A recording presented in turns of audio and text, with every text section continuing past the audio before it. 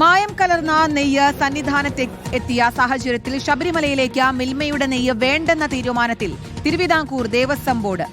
ഈ മണ്ഡലകാലത്തേക്ക് പുറത്തുനിന്ന് നെയ്യ് വാങ്ങില്ല. ഭക്തർ കൊണ്ടുവരുന്ന നെയ്യ് മാത്രം ഉപയോഗിച്ച് അരവണയും അപ്പവും നിർമ്മിക്കും.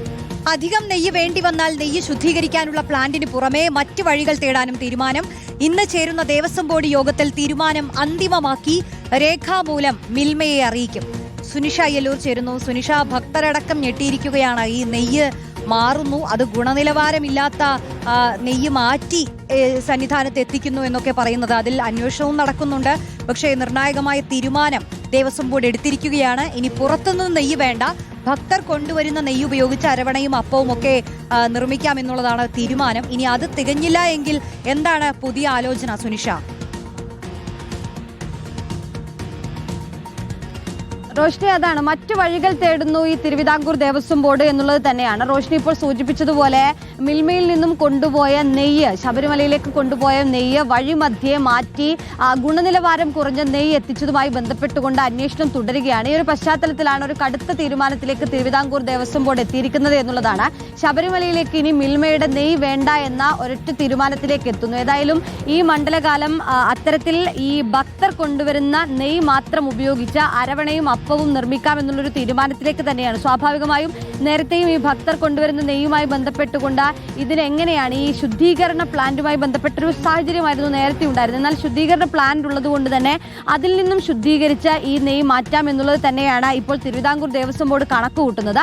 അത്തരത്തിൽ തന്നെ മുന്നോട്ട് പോകാം എന്നുള്ളതാണ്. പക്ഷേ ഈ പറഞ്ഞതുപോലെ മണ്ഡലകാലത്തിലേക്ക് എത്ര ആളുകൾ എത്തുമെന്നുള്ളത് ഒരു ചോദ്യമായി തന്നെ ഉയരുകയാണ്. അതുകൊണ്ട് ആ നെയ്യ് മാത്രം മതിയാകുമോ എന്നതാണ്. അപ്പോൾ മറ്റു വഴികൾ കൂടി തേടേണ്ടതുണ്ട്. പക്ഷേ മറ്റു വഴികൾ തേടി മറ്റിടങ്ങളിൽ നിന്ന് നെയ്യ് വാങ്ങാനുള്ള ഒരു തീരുമാനത്തിലേക്ക് ഒരുപക്ഷെ ഇന്ന് ദേവസ്വം ബോർഡിന്റെ മീറ്റിംഗ് നടക്കുന്നുണ്ട്. ആ മീറ്റിംഗിലേക്ക് ആലോചന പോകുമായിരിക്കാം. പക്ഷെ എന്നിരുന്നാൽ പോലും അത് ഈ പറയുന്നത് പോലെ മിൽമയിൽ നിന്നുള്ള നെയ്യ് വേണ്ട എന്നുള്ളത് തന്നെയാണ് ഇപ്പോൾ തിരുവിതാംകൂർ ദേവസ്വം ബോർഡ് കണക്കൂട്ടുന്നത്. അതുകൊണ്ട് തന്നെയാണ് കൃത്യമായി മിൽമയിൽ നിന്നുള്ള നെയ്യ് വേണ്ട, ഇത്തരത്തിലൊരു ഗുണനിലവാരമില്ലാത്ത നെയ്യ് എത്തിച്ചൊരു പശ്ചാത്തലത്തിൽ, അന്വേഷണം തുടരുന്ന ഒരു പശ്ചാത്തലത്തിൽ ആ നെയ്യ് വേണ്ട എന്നൊരു കടുത്ത തീരുമാനത്തിലേക്ക് ദേവസ്വം ബോർഡ് എത്തുന്നത് എന്നുള്ളത് തന്നെയാണ്. മറ്റു വഴികൾ ആലോചിക്കാൻ കൂടിയാണ് ഇന്ന് ദേവസ്വം ബോർഡിന്റെ മീറ്റിംഗ് ചേരുന്നത്. ഇന്ന് ദേവസ്വം ബോർഡ് ആസ്ഥാനത്ത് 10:30 യോഗം ചേരുന്നുണ്ട്. ആ യോഗത്തിൽ മിൽമയുടെ നെയ്യ് വേണ്ട എന്നതിൽ അന്തിമ തീരുമാനം എടുത്തുകൊണ്ട് രേഖാമൂലം അത് മിൽമയെ അറിയിക്കാനുള്ള നീക്കമായിരിക്കും ദേവസ്വം ബോർഡ് കൈക്കൊള്ളുക എന്നുള്ളതാണ് ഏറ്റവും പ്രധാനപ്പെട്ട കാര്യം. ഒപ്പം തന്നെ ഈ മണ്ഡലകാലത്തിൽ ചെയ്യേണ്ട കാര്യങ്ങളെല്ലാമാണ് അതിന്റെ അജണ്ടയിലുള്ളത്.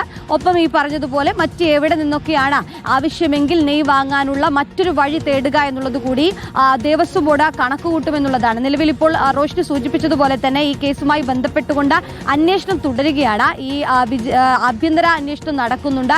ഈ ദേവസ്വം കമ്മീഷണറോട് റിപ്പോർട്ട് നൽകാനായി നേരത്തെ തന്നെ ദേവസ്വം ബോർഡ് മന്ത്രി ആവശ്യപ്പെടുകയും ചെയ്തിരുന്നു. ഇതിന്റെ പശ്ചാത്തലത്തിൽ ഏതായാലും ഈ അന്വേഷണം തുടരുന്ന ഒരു പശ്ചാത്തലത്തിൽ തന്നെയാണ് ഇപ്പോൾ ദേവസ്വം ബോർഡ് ഇത്തരത്തിലൊരു കടുത്ത തീരുമാനത്തിലേക്ക് എത്തിയത്. സ്വാഭാവികമായും മിൽമയെ സംബന്ധിച്ചിടത്തോളം അത് തിരിച്ചടി തന്നെയാണ്. ഈ മണ്ഡലകാലം തുടങ്ങാനുള്ള സാഹചര്യത്തിൽ ഈ നെയ്യടക്കം തയ്യാറാക്കി വെക്കുന്ന ഒരു സാഹചര്യം കൂടി ഉണ്ടായിരുന്നു. അതിനിടയിലാണ് ഇത്തരത്തിൽ ദേവസ്വം ബോർഡ് ഒരു കടുത്ത തീരുമാനത്തിലേക്ക് എത്തിയിരിക്കുന്നത് എന്നുള്ളതാണ് റോഷ്നി. കീർത്തന. യെസ്, സുനിഷ അയ്യലൂരാണ് വിശദാംശങ്ങൾ നൽകിയത്.